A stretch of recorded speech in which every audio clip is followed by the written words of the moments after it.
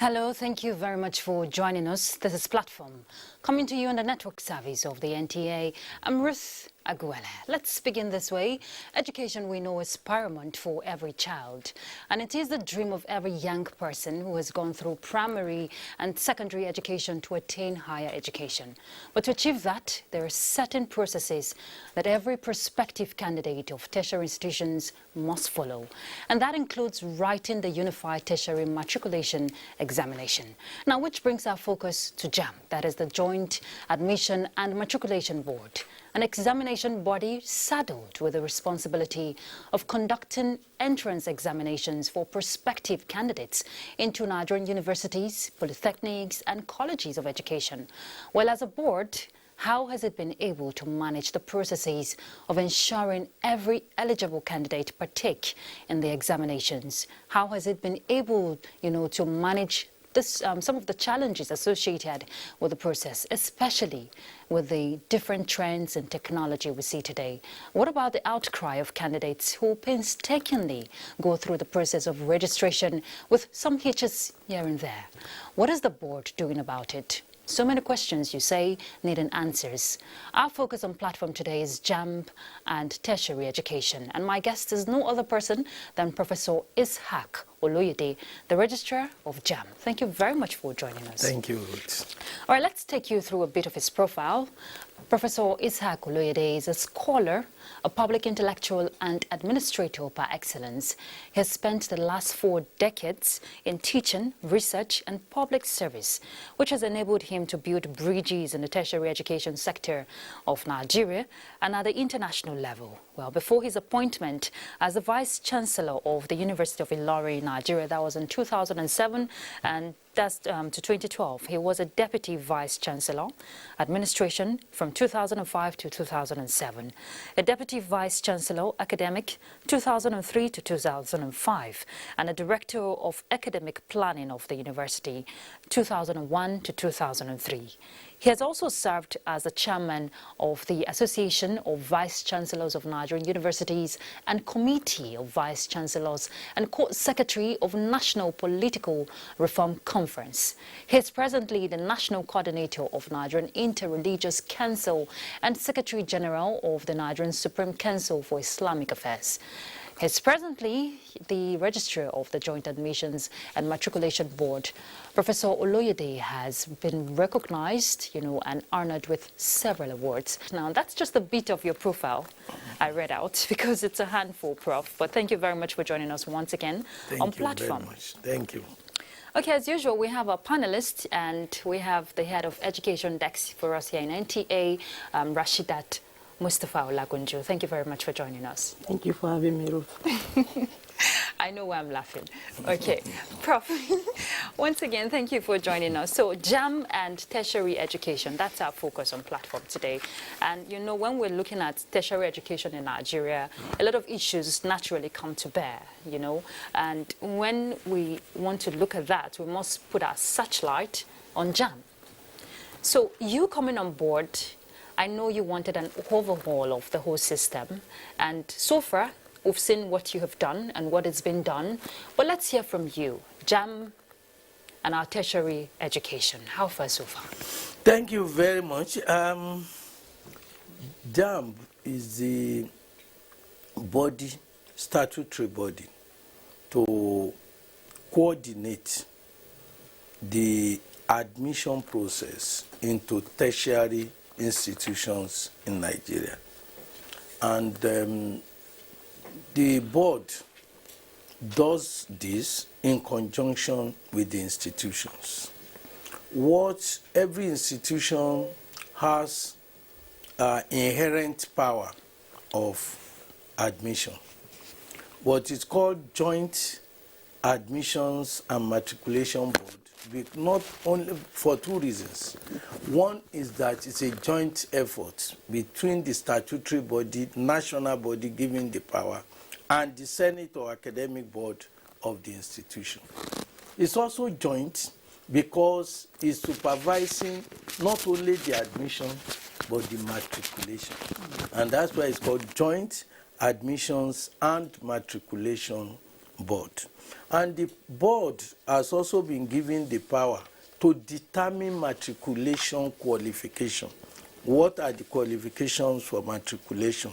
And in so doing, what the board does is to harvest candidates who apply, examine them where they need to be examined, send the results to the institutions of the choice of the candidates, and then ask the institutions to send in their parameters. That these are the qualifications that I will want to be admitted. And after having set their own standards, we now input that standard. Of course, you have to keep your rule. If I say, look, I want somebody with a score of 280, that's my minimum. Another one will say, mine is 200. Yeah. So what JAMB announces to the public is the lowest, provided the lowest is not considered too low. If the lowest is considered too low, we advise the institution raise it a bit, and we now announce the new one as the lowest. Many people have the impression that when you say this is the minimum, that's what all institutions must take. No. Every institution determines its own minimum, but the minimum must not be below a reasonable national standard. So if we announce that 200 is the minimum this year, it does not mean all institutions will take 200. Another institution might say mine is 240, okay, 250, but cannot go below 200. That's talking about the cutoff yeah, marks. The cutoff. I was running away from using the word cutoff because in Nigeria we have misinterpreted what cutoff means. And what we mean when we say cutoff, many people have the impression that once I have the cutoff, I must be taken. That's not it. Cutoff in this sense means anybody who scores below it cannot be taken. It does not mean anybody who scores above it must be taken. We are setting the worst score. Okay. That this is the worst score. For you to be considered at all, you must be above the worst score. Is that worst score that is called cutoff, unfortunately, and you have tried to change, but it's still sticking because we are used to it. Cutoff. That's why I actually mentioned it. Yes. Because we've had scenarios where somebody who said, okay, for Uni Abuja, their cutoff mark is 130, say for instance, and I have 140, and they are not giving me medicine. Yes. They are not giving me pharmacy or other subjects. Yes. So that's why I actually mentioned cutoff mark, because I want to make it clear to people why we have this cutoff mark and the criteria for admission. Yes, that is it. If you have a cutoff, what Nigerians, what we have come to call cutoff, it does not mean you are, candidates are ranked. We have three categories of admission. You have merit. If you come from federal government institutions, you have what is called catchment. And after that, you have what is called education less disadvantaged states. 45% of the admission going into federal institution. I'm saying federal because that's where education is on the concurrent list. States government determine their own what they want in their state, but of course that also has a rule. If they look at indigents, yes. They look at the indigents. But before you look at the indigent, because when we are talking of tertiary institution, it's supposed to be global. Whether you are local or national or indigenous or non-indigenous, what's important is that once people apply into your institution, the first 10%, wherever they come from, the first 10%, even in state university, the first 10%, even if it comes from outside Nigeria, they must be taken in order to enrich the class. So when you talk of merit, it's not predetermined. 45%, if you have 100 positions for MBBS medicine, say at the University of Ilorin, you have 100. And anybody who comes 1 to 45 even if they come from the same local government. Number 1 to 45, once they meet the criteria, they are, the last person, number 45, determines what the merit cutoff is.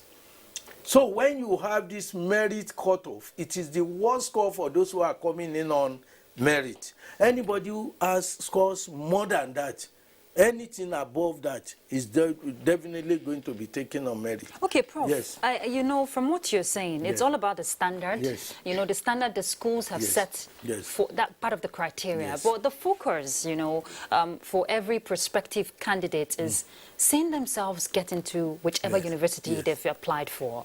And which brings me to this question. What is expected really of candidates? Because I know that feeling. We've all passed through it one certain time in our lives. When you're waiting for your result, even when you know you have passed, and then you're just praying and hoping that you get admitted into that particular university. What is expected of candidates? What is expected of the candidates, number 1, is to read the instructions for admission carefully and comply. Because some of the process of admission into the institutions are part of the questions we set in the examination. Some parents will go and register for their candidate. Some school institution will register for their candidate against all rules, not knowing that they are depriving the candidate of the opportunity of knowing the process. When the candidate comes to the examination and a question about the process of registration is confronted, the candidate has been disadvantaged. Yes. And that's one of the reasons why we say allow candidates. We are not group. We don't do group registration. It's an individual thing. Allow the candidates to themselves, on their own, go through the process. That's number 1. To read the instructions prior to completing the form. Complete the application form properly. Read very well and make sure that you do not seek any assistance or illicit assistance. And then you go for the exam. Once you do that, JAMB can give you assurance that you will be taken if you are due to be taken. What I mean by this is that a parent called me 2-3 days ago. My child scored 320 and wants to read medicine, and they are not giving the child medicine. I say, wait, what else do you want the child to score? 300 and something over 400. I say, fine. We'll look into the system. The candidate was number 297 on the ranking table. Merit. And they want to take 100. So a lot will be put into consideration. The chief in your own village may not be more than a servant in the town. So many of us, we create this illusion.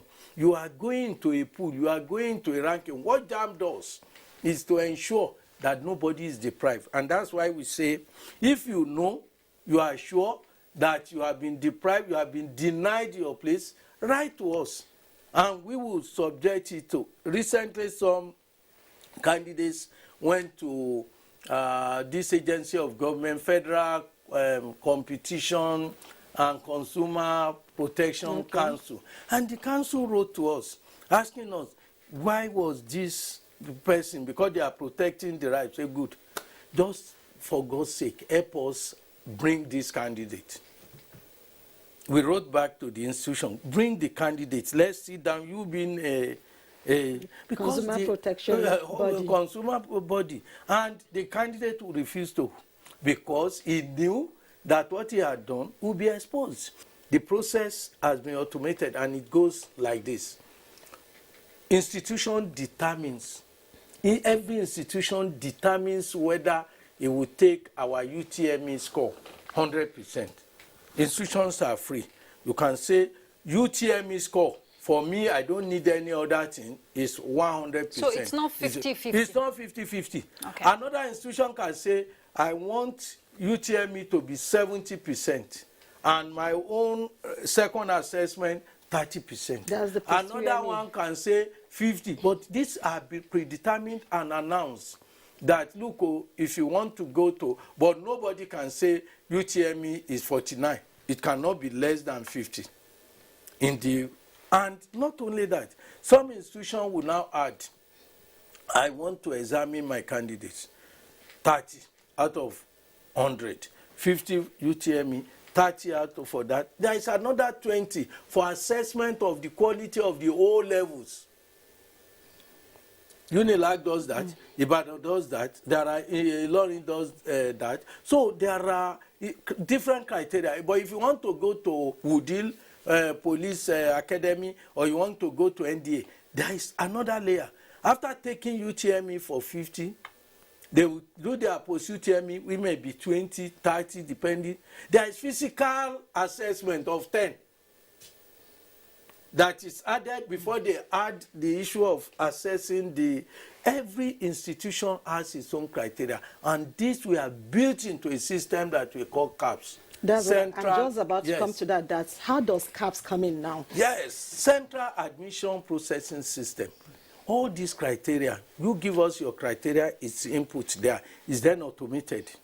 No institution, no JAMB. Number one, JAMB cannot initiate any admission. If JAMB wants a person to be admitted, of course, it will go out to speak to the head of that institution, because the only person who can initiate admission is the admission officer, not even the vice chancellor. Yes. He will initiate the admission. Having considered this, vice chancellor or rector or provost, these are the things, people that I think are qualified. The vice chancellor or rector or provost considers this, and he looks at it. Yes, I agree. So where does JAMB comes in? JAMB comes in about approval. Okay. Two things we do. We approve, and we also regulate.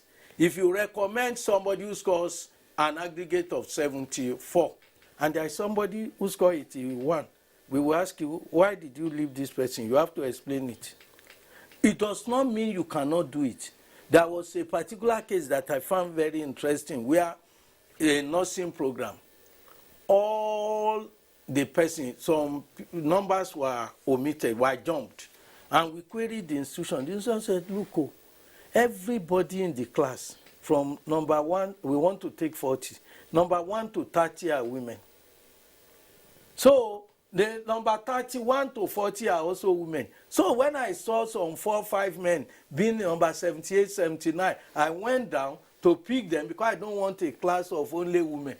So you can see, the reason for jumping will be put there and permanent. Because when we are doing auditing, we should be able to explain that, it's because all these are female, and that's why this jump. But every action on CAPS is permanent, and that's why some very few institutions run away from CAPS.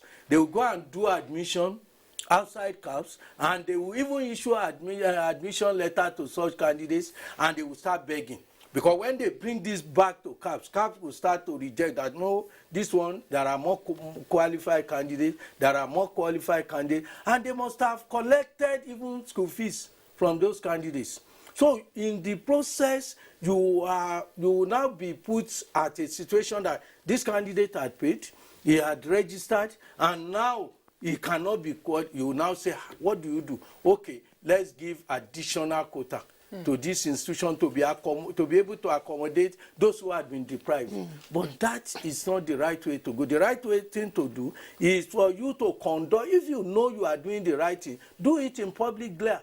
We've had issues where some institutions didn't go through CAPS, yes, and the students were at the receiving end. Yes. Some were even in 200 level or thereabouts, and there is no matriculation number for them. Yes, what's happening is that not even if they are lucky, if they are in 300, we have many cases of candidates graduates who cannot go on NYSC because they were admitted under the table. What do you mean under the table was that JAMB was not aware of the admission. Not through the process. They didn't go through this screening process. Unfortunately, many of them did not even have the qualification, the O-level qualification, to be admitted in the first instance. They were admitted, and at the end of the day, like a parent said, oh look, this boy has spent 7 years in the university, he's a medical doctor, and you cannot go on NYC. You say, okay, regularize whatever irregularity that had been done. We have been doing that. But we say, okay, somebody who studied medicine without chemistry, no O-level chemistry, he said, okay, give him 1 year to go and do it. He will redo the medicine again? Because it's a prerequisite. It's something that you ought to know before taking the degree. So for somebody to say, go and rectify it, you can't rectify what you needed at the time you were in school. Now let's talk about how this has help the board during COVID-19. I know prior to COVID-19, there are a lot of initiatives to make the examination and registration less face-to-face. So how has that helped in the COVID-19 era? Thank you very much. When we were planning, when we were initiating CAPS in 2017, we were not envisaging COVID-19, but it came in handy because the practice before will be that all admission officers will gather in a particular institution with JAMB, sitting together, picking the candidates. Oh, this one we take, this one we do not take, this one we take, and you then compile. And later you find out that what one group is doing is different from one same candidate who could be admitted into 3 groups. By the time you know, it will be too late. So what CAPS was doing was, you don't need to be physically present, and it doesn't need to be once. You can be doing, admission goes on. As the admission is going on, all you need to do online is for the, after the result has been sent to the institutions initiate admission and pass it through their head recommended to JAMB. JAMB looks at it against your parameter. The parameter you set for yourself, JAMB will say, no, you can't take this one because it's against this your parameter. You can't take this because it's against this your parameter. Having looked at that, JAMB will just say approve. And when JAMB puts approval, then the candidate can then print the admission letter online. Even the process of registration was then fine-tuned in such a way that candidates, there are less, if at all, physical contacts among the... Prof, I'm glad you just mentioned registration. That is one critical aspect. We have looked at the aftermath of writing JAMB. Let's go to the foundation. Registration, which is something a lot of prospective candidates are finding very difficult. We're seeing the challenges. You have recognized some of the challenges and come up with solutions. Impersonation, duplication of registration, especially with the introduction of NIN. You have to provide your NIN. Tell us, what does the board do? You see, unfortunately, what is popular might not necessarily be the truth. You find certain things, and that's why I challenge newsmen. Go to the field and find out what the truth is, not orchestrated noise that you hear everywhere. As I speak with you, at the second closing, because registration was expected to be ended on the 15th of May. We felt, because of this noise, I went out with journalists, and we got what we got on the field. Of course, some of your colleagues are part of the entourage. What we got from the field did not justify extension. But the noise we hear again gives the impression that it was okay, let's give 2-week extension. And we gave 2-week extension, which ended on the 29th. This extension, immediately we were registering about 25,000-30,000 every day. From the day we announced on the 15th, it dropped to as low as 6,000 per day. And it was only towards 27, 28 that you now see avalanche of people coming, and the argument is that, I didn't get NIN. There are problems related to NIN. But I must tell you, I'm pleasantly surprised at the performance of NIMSI. As I speak with you, we have registered 1.4 million candidates. Just about 12, 13 less than 1.4 million candidates, both direct and UTME candidates. But the noise you hear, and I challenge anybody, any reporter, any journalist, go to any part of Nigeria today, because we have done what we do call harvesting. We are doing harvesting now. What you will get from the field will be totally different from this noise that you are hearing about it. Many of these candidates cannot comply with simple instruction. This morning I went with some journalists and I said, okay, you are coming now to be harvested as somebody who could not register. Okay, having come here, why were you not able to register before? Say, I tried it for 4 weeks. Okay, good. You tried for 4 weeks, you didn't get it. Okay, let's see. I went with my iPad, my own system. Oh yeah, tell me when you started. Put the telephone there. You'll find out. Look at what you are sending. They were sending wrong information. One candidate was even praying, may I pass my, that's what he wants. What is sent to the system. Some will put comma, some will put their telephone number, some will put instead of NIN. And because most of these people are being over-pampered by their parents, by even some interlopers in the name of school proprietors. Before we even go that deep, can you just briefly tell us the essence why we are actually using NIN for the registration? For me, government has many reasons, including security. But for me, in my own little angle, it solves the issue. It almost to a zero, the issue of impersonation. I will know who the candidate is. So for me, we started it last year. We had to abandon it due to what I believe was known that NIMC was not actually ready at the time they were. But this year, from what NIMC did, I can beat my chest and say it. There are problems, few problems here and there that they have, but it was beyond my expectation. The reason for me is it removes impersonation. I don't need to ask for your name. We collect a lot of money from candidates for change of name.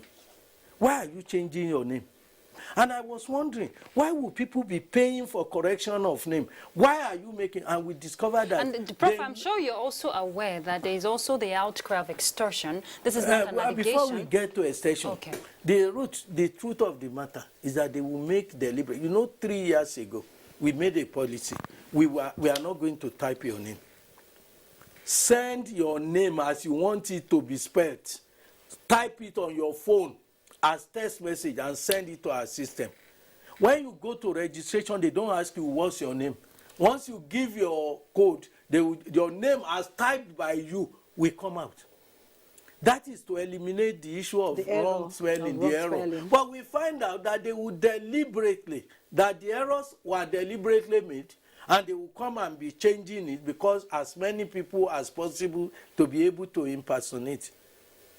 That is one argument. Now, what are you doing regarding ensuring that there is no compromise whatsoever? Because if you are trying to overhaul the system, if you are trying to ensure that there's no impersonation or duplication of registration, or even hackers, we hear, who download some of these questions even before the examination. It's not possible. Hackers in JAMB exam. So tell us, what is, clarify that for us. We can tell you, from 2016, I've put the challenge. If there is anybody who is aware of one question of JAMB, because you cannot find it. Whatever is not online cannot be hacked. And we do not, when we talk of network, we have our own network.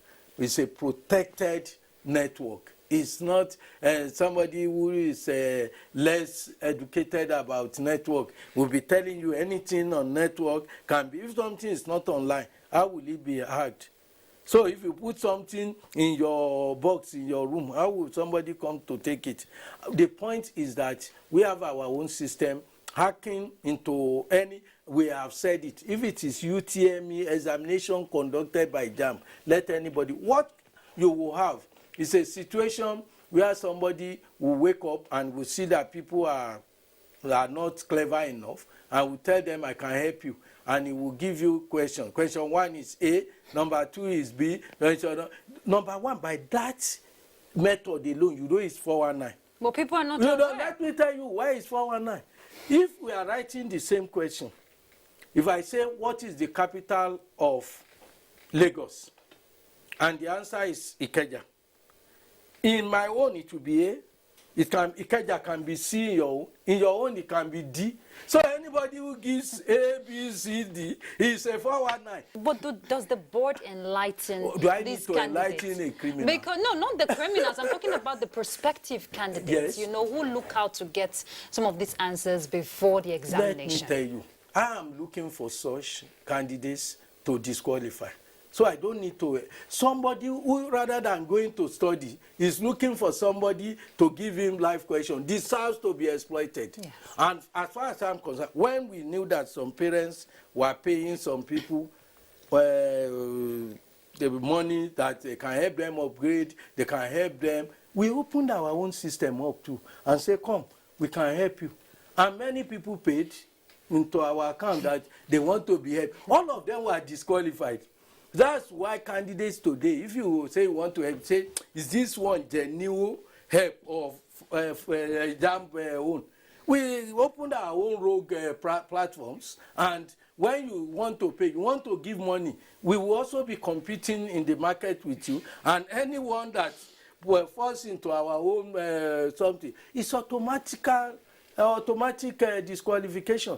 I will not go and educate somebody who does not require an education, because somebody who, rather than reading, is looking for how to get shortcuts. If there can be a way of putting such a person in soup, the better is better for the system.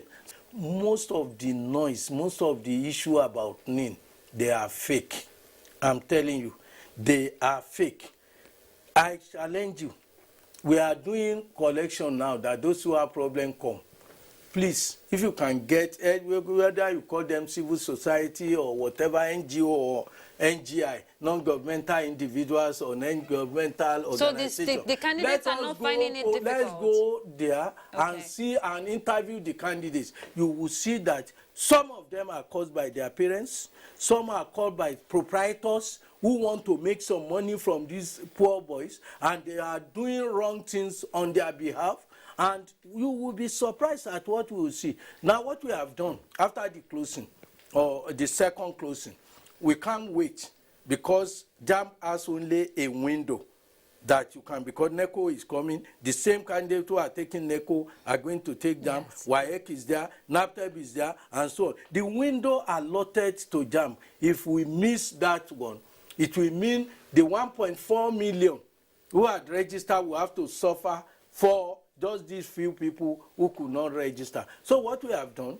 is to now create, from now till the 12th of June, anybody who has problem, go and pay your bank draft of 4,000, and it's there on the form. This is not registration. It's just to collate your readiness and why you did not register.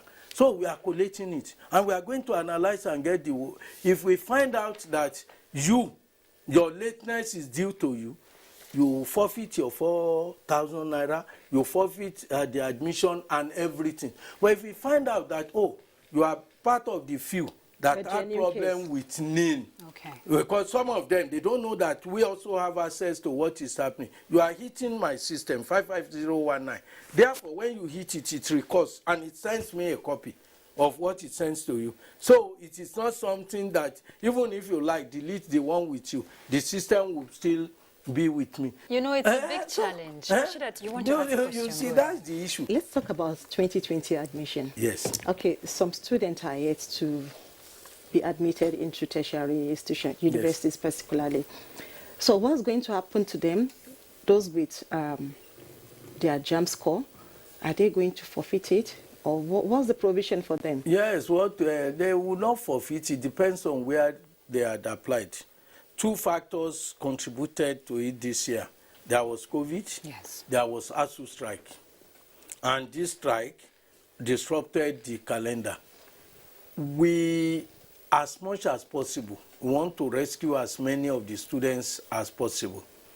Only two institutions would not admit a candidate this year. I think even one eventually, and that was University of Ibadan, that will not admit candidates. And we have made for it 2021. sure that is, you are not admitting for 2021, but you admit those in 2020 that had already applied to you against 2021. So what will happen to candidates of 2021? Of the 2021, nobody applies to University of Ibadan. No, when they eventually... Yes, no, nobody will apply to University of Ibadan. We announced that for University of Ibadan, no admission this year. They are going to use that of last year. For other institutions, the second one is an hybrid. You have institutions like ABU, like...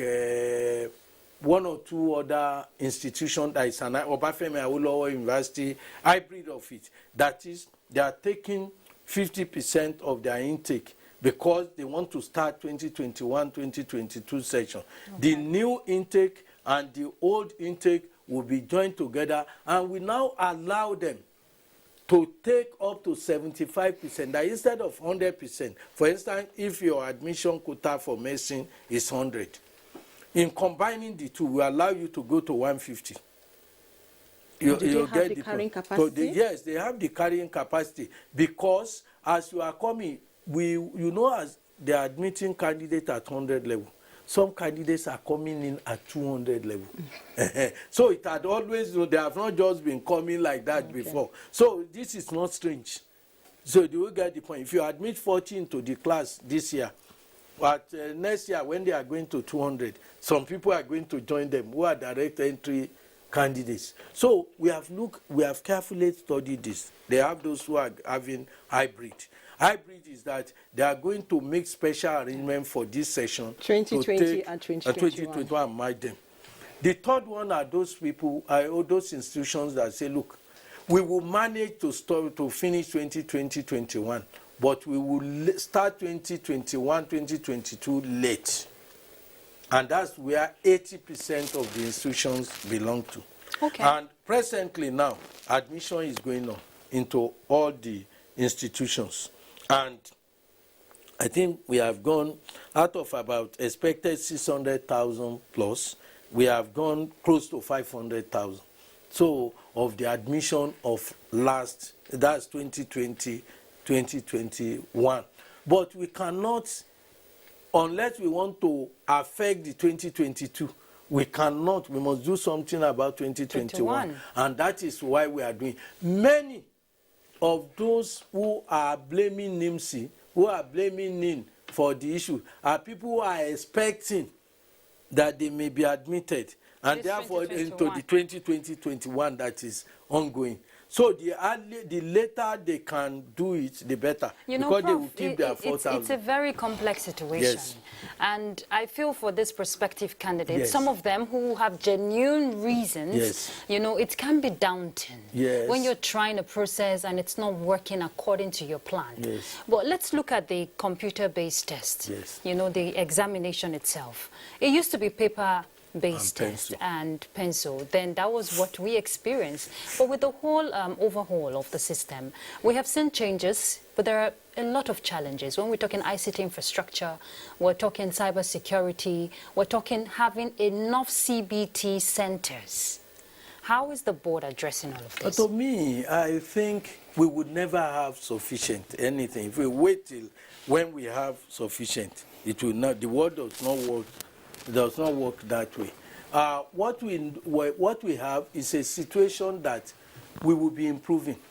Last year we had 600 and we approved 600 plus, close to 700 centers. This year we registered over 827 or thereby for centers, and there are about 100 that we disqualified. So, private people have seen that it's a profitable business, and they are coming. And that is our duty to regulate, to make sure that they do not abuse the system in the process of making money. That's why we regulate what they charge, we regulate their conduct, And we are very, very sensitive to infraction. Somebody who does what he considers minor is off our radar, because as far as we are concerned, we want to capture only, we want to retain only those people that are, those centers that are worthy of it. Then you talk about people who have problems. Education in the world today is not just about knowing how to read and to write. Yes. The process of reading and writing now includes having some digital skills. Which a lot of prospective candidates don't have. But what we have done on our part is to not to close our eyes to the reality that some people, there will be some disadvantaged group, and that's why we introduce the key, what we call 9 key solution. Those, anybody who can use telephone, we call it GSM, anybody who can cell phone, that we call mobile phone in Nigeria. So if you can use cell phone anywhere, you can write our examination, because you don't need all the keys on the keyboard. You just need 9 keys. Okay. That is when you get to the exam. 9 keys. What are the 9 keys? Our answer is either A, B, C, D. Those are 4. You have that. Then we now created another 5, which we have put into the system. If you press N, it means next. Okay. It will take you to the next. If you press P, it will say previous. It's taking you back. Okay. If you want to submit after finishing the exam, it will ask you, so S. If you press S, it will ask you a question. Do you want to submit? You need the Y to say yes, so that you don't submit your question in error. So we have made it possible for anybody. If my grandmother were to be alive and he were to be using GSM, he will be able to do our exam. If you know the keyboard good, you can use it. Even in developed countries of the world, they have what they call examination pack. What they call examination pack is to reduce the whole keyboard into 8 or 9, so that you don't have this fright of what do I press. They have extracted it into a small one. They call it exam pad that you can put on your palm. Yes, A, B, and C. If you are not rich, you are expected to be intelligent. It's double jeopardy for somebody to be poor and not to be foolish. So because we are poor, we have to be intelligent. We cannot afford the pad, because it will be costing, each one will be costing about 2,000 naira. That's why we created the 9 keyboard that costs nothing. It's a software that we have installed. If you know you are not skilled enough to manipulate, we have given you. And when you want to start exam, the first 2 minutes, the instructions are there for you. Apart from the publicity we have made, it's there for you to read. The A means this one means this one, these are your 9 key. If you know you cannot manipulate, you cannot press the arrow, you cannot press this one, we have reduced it. I believe that we cannot hold the whole world to be waiting for us. We have to catch up with the world. Because of time, we've been following some of your activities. We've noticed series of arrests due to maybe impersonation, hacking of your system or thereabouts. Has anyone been prosecuted? Oh, many. Last year, we decided that we are going to make it federal character. And we told all our officers, arrest only 2 from each state of the federation, so that it can have federal character. Even when you go to a state, as much as possible, arrest 1 man, 1 woman, 1 Muslim, 1 Christian, so that there is no... So because all these criminals are evenly distributed. What happens to the rest culprits if they have more than 2? No, it's not my business. I'm not policeman of the world. All I want to do is to police my exam. So we pick them because the cost of prosecution. If you want to prosecute, why to arrest? In one state, they made mistake and arrested 37 from Bauchi State. When they arrested and they came and said, how will you arrest 37 when I told you to arrest only 2? Say, oh, there are so many, that's why, okay. For me, go and the first two you arrested, let the others. So the others were let off? Of course, because the cost of prosecution. Why didn't you hand them over to? If you hand them over to the police, when the police take them to court, would they now ask witnesses to come? Will I not pay night allowance to my staff who is going to court? But don't you think, Prof, with what with this decision you're making of 2 persons in the state, it's going to promote more of the malpractices? No, when they know that it's just 2 persons that will be caught. It will not promote it. It's better to make a scapegoat of 2 than to allow all of them to go away. So what's the punishment? Many of them were jailed. While you are reading the newspapers, in fact, the first 3 months, we had a lot of conviction that they were very sentenced. So one as 3 years imprisonment without option of fine. There was a case like that. And depending on the state, the mood of the judge, and the law in that state. So, of course, all those things were taken into consideration. But if I were to arrest all available, it costs for you to, the witness going, before a case will be concluded, you go to court at least 4 or 5 times. And when the person, depending on the status of the examiner, maybe I invite an examiner from Lagos to come and conduct an exam for me in Maiduguri. And he has caught a candidate, and you now tell me I should to prosecute.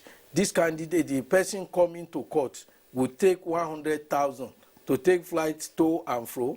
If it's a professor, I have to pay 16,000 per night. Rounding up, but yes. I hope the others have been disqualified from Of course, that one is automatic. That's the minimum. Okay, but so yes. Prof, as we round off very briefly, I want you to tell Nigerians, and also as a way of encouraging those prospective candidates, not to lose hope. You know, what is the hope of our JAMB? You know, people who are looking forward to go through that process and ensure that their dreams come alive. Unfortunately, what I know and what I believe is that, yes, there are few, very, very few candidates that deserve to be given hope. Rather, we have a large number of prospective candidates that are not ready to do the right thing. And for such a person, there is no amount of goodwill that will help the person. For those who are doing what is right, please continue to do what is right. Apply, read the instructions very well. Those that their mothers are helping them to do registration, your mother will not follow you to the examination hall, and some of the processes will be in the question. And then your mother will still be accusing you of failing the exam when she had laid the foundation for you to fail the examination. And I will call on parents, allow these children to grow. Yes. Many of them, you have somebody 14, 15 going to the university. Where are you going? You are supposed to be 18 at the time you are coming into the university. Ordinarily, if you have responsible parents, you are supposed to be about 18 coming to the university. You must have spent 6 years before going to primary 1.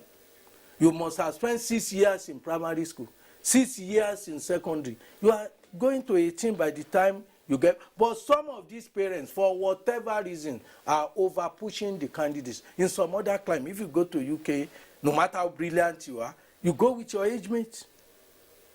You don't look at what is happening now. See the under 14. They even fake their birth certificate in order to make them go in. They are changing the students. They are not helping them. But with JAMB, I just wanted to answer this in a yes or a no, because we're out of time. Will JAMB come up with a policy that will put a restriction to age? It has been done by some institutions. UNILAG, minimum is 16. Osun State University, minimum is 16. It is within the realm of, we will be an interloper, we will be an intruder. If we now go and specify what an institution, Senate and academic board of each of the institutions will send to us to say, this is what my Senate has decided, and we will uphold it. All right. So anybody who applies to University of Lagos, even if you score 400 over 400, we will not even send your result to UNILAG. But if you apply to University of Ibadan, even if you are 14, we will send your results. All right, there. Prof. Yes. I'm afraid we're out of time. Thank you very much for your time. It's been an insightful conversation, really, and an eye-opener. You know, a lot of things go wrong when people don't get things right. Thank you very much for your time. Professor Ishaq Oloyede, we've been talking to on platform, JAMB Registrar. And also our panelists, Rashidat Mustafa Olagunju. Thank you very much. She's the head of Education Desk for NTA. Thank you for your time with us. Thank you for having me. All right, so we've been discussing JAMB and tertiary education in Nigeria. There's so much that needs to be done from your part also. If you're a prospective candidate, let's do the needful. And even as a parent, you have a strategic role to play to ensure that your child achieve the desired education they hope for. I'm Ruth Aguwele, and that's Platform. Bye.